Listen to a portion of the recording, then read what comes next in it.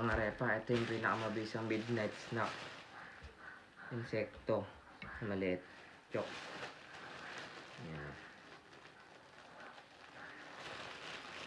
Pinapay lang to. Tapos, renong bawas. Testing natin. Sana malinis siya. Yok.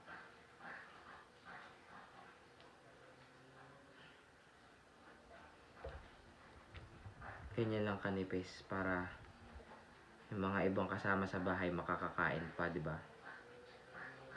Ayan o. Para di masyadong abusado sa palaman.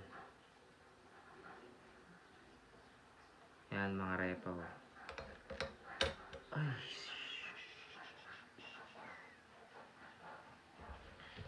Bisa.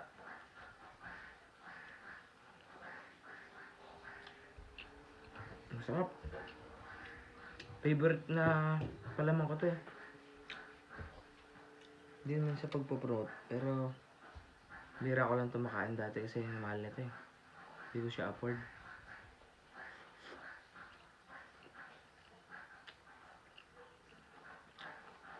Sarap.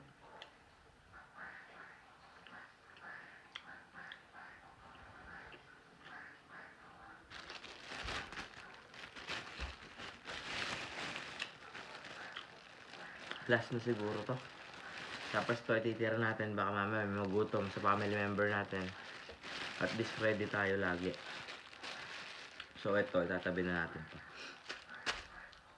Para di rin tayo nagtapon ng kwan. Para di tayo magtapon ng pinakalas na plastic. Yun ang pinaka nakakatamad na gawin bilang isang tao, di ba?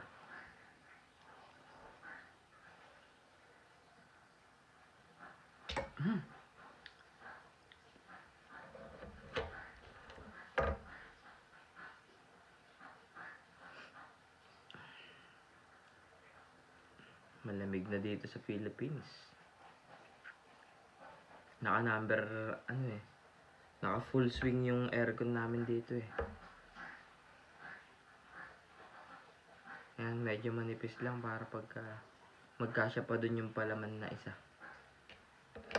Ayan mga natira.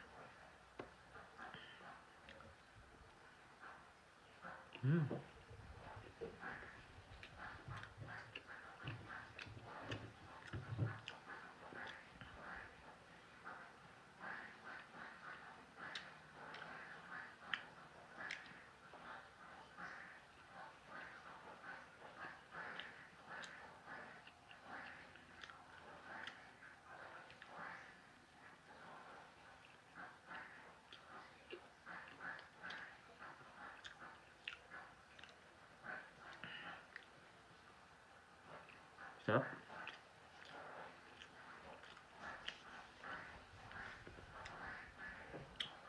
Magsasalita sana ako habang nagpapalaman. Kaso gusto sarap i-enjoy na lang siyang kainin. Tubig na lang.